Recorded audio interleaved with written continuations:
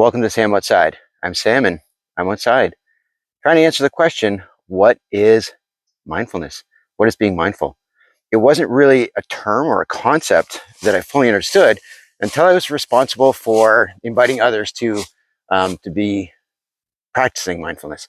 So when I became a certified forest therapy guide, that's when I first started using the term. But now, being an active practitioner and participant of committing to the act of mindfulness, I realized that I actually grew up with it. And it started in my youth with my grandparents. And my grandfather was an avid outdoorsman, and we would go fishing, like freshwater fishing on lakes. He would spend hours, literally, before the sun came up, trolling. All right, just had a 16-foot aluminum boat, little motor, and he would spend the entire day out in the blazing sun, just by himself trolling for lake trout in Ranger Lake. But it was in the evenings after dinner that we would go out still fishing. Now,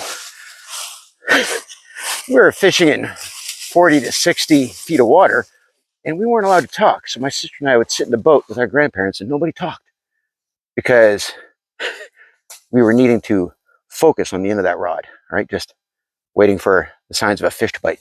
And you don't want to scare the fish. They can hear you. I'm like, well, I don't know about that. I do now. It's not a thing. But we sat in silence for hours, literally until the sun went down, which could be, 3 or 4 hours.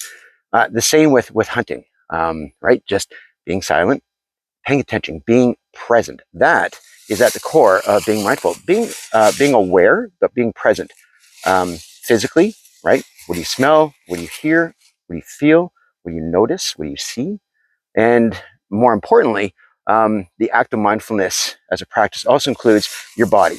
What's happening with your body, externally with your muscles, with your joints, but internally, it also has to do with your thoughts. So being present, which really does help with your emotional state when it comes to dealing with anxiety and depression, right? Don't worry about what hasn't happened yet. It's out of your control.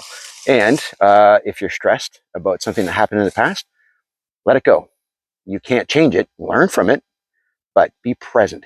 What decisions can you make now? What changes can you make now that'll improve your current situation, which will help you moving forward? So the act of mindfulness physically as a practice in the forest, listen, smell, notice, feel, taste. All right. So being present, and it takes a couple moments, but it will start to creep into all other aspects of your life. During conversations, it'll help you be a better listener, help you be empathetic, non-judgmental, just being present. That's at the core of mindfulness.